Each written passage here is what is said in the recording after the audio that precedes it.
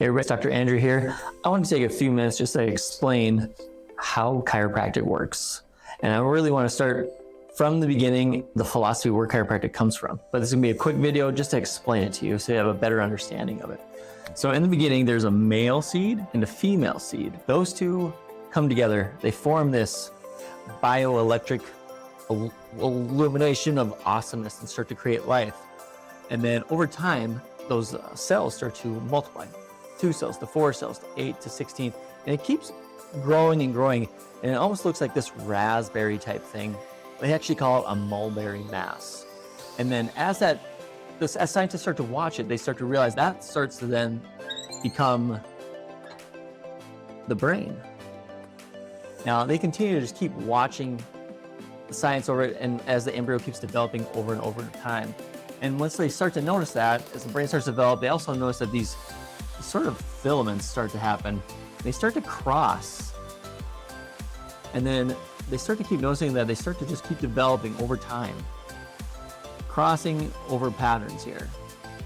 And as they keep doing that, these filaments, they keep noticing that it keeps slowly developing, and then this creates this like central channel here from the brain to the body. And that's what they eventually start to call the primitive notochord. But this is what eventually becomes the spinal cord. Now, as this thing keeps developing, like we were just saying, these filaments keep developing and developing, and as the scientists keep watching, they start to notice that there gets to be these little buds, we like to start to call them, these little nerve buds that come out, and they start to form all the different organs. Your heart, your lungs, your stomach, all the intestines, all these different things, they're all beginning to form. Now, the part that we notice right away is that we start to see these develop, but then as these develop too, the muscles and tissues and organs and stuff, they're all developing as well too. But the interesting part we see is that these organs are so important that they start to get covered in a cage. Obviously, in your rib cage. Now, these are very important obviously as they keep developing, and that's great, and they keep developing more and more. But then once we start to see the development more, and once the muscles start to form and everything, we start to see that cage form. But then at the same time, in that spinal cord along that brain area, we actually see the brain start to get cased in bone.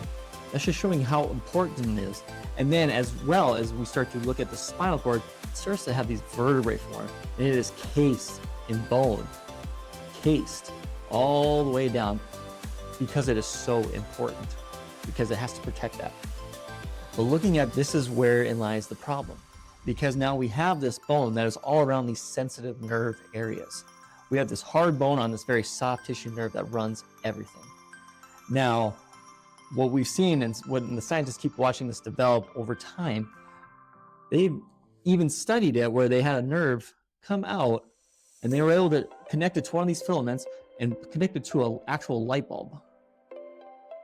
And in that light bulb connected to the filament, they were actually able to get it to light up. But they noticed over time, they start to put pressure on the nerve.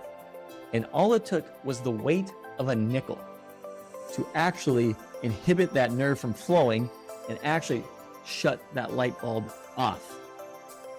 The weight of a nickel, that's all it took for it to not work anymore.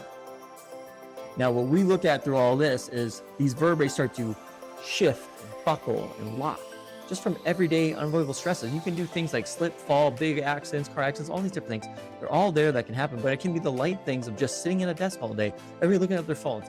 It's just those everyday unavoidable stresses that get it to always shift, but they're eventually putting pressure on those nerves.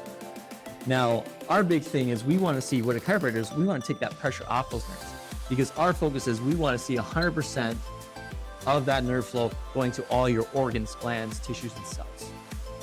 Because you want 100% flow from that brain through the spinal cord to, say, your heart. We want 100% to your stomach. We want 100% of that pain or that function to your muscles of your legs.